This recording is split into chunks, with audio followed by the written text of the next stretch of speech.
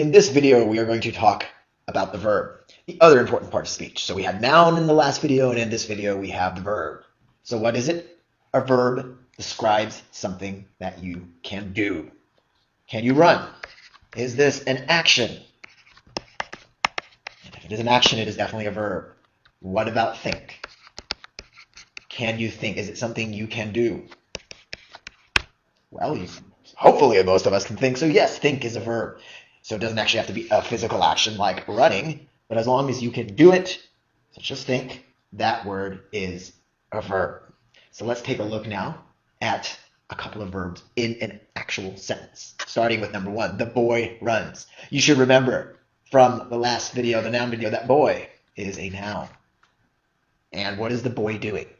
Whatever the noun may be, boy, dog, cow. When you ask, what is the boy, what is the dog, what is the cow doing? The answer to that question is the verb. The boy runs. This is our verb.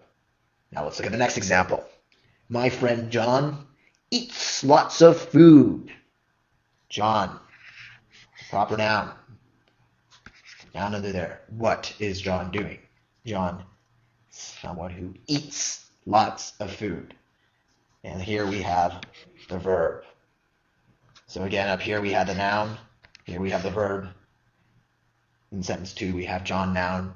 Eats is the verb because it describes what does John do. Now that we've described what a verb is and how it functions in a sentence, we're going to talk about different verbs.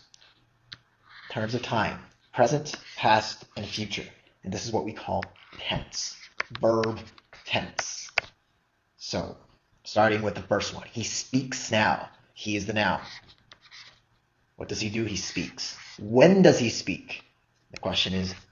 The answer is now, so we know it is present. However, sometimes you will not necessarily get a word like now. The reason we know this verb is in present is because of the form. The word speak or speaks shows that it is in present tense. The verb can change. If we look here at B, notice it says spoke. To determine tense, in this case, again, present is now, past what has happened, future what will happen. We look at this word, yesterday. Yesterday is past us. So we know that this verb here is in the past tense. A is present, B is past. Finally, C, he will speak. This is something that's going on in the future, specifically next week. So we know that this verb here, and it is the combination of will and speak, is the future. So again, A is the present, B is the past, and C, the future. So now we have important parts of the verb is when it happened or the tense. And finally, we're going to have a few examples. And think of it as a game. Name that tense.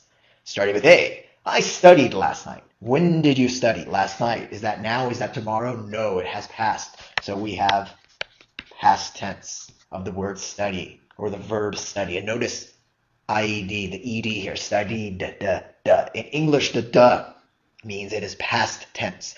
The other slide we had a moment ago, you saw speak, and speak became spoke. And the reason why is because English is a funny, weird language, and some verbs are irregular. But I do not want you to worry about that for now.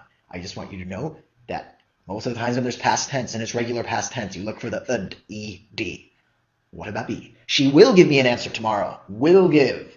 That is something that is happening, not now, but in the future. So will give is future. So there's our tense.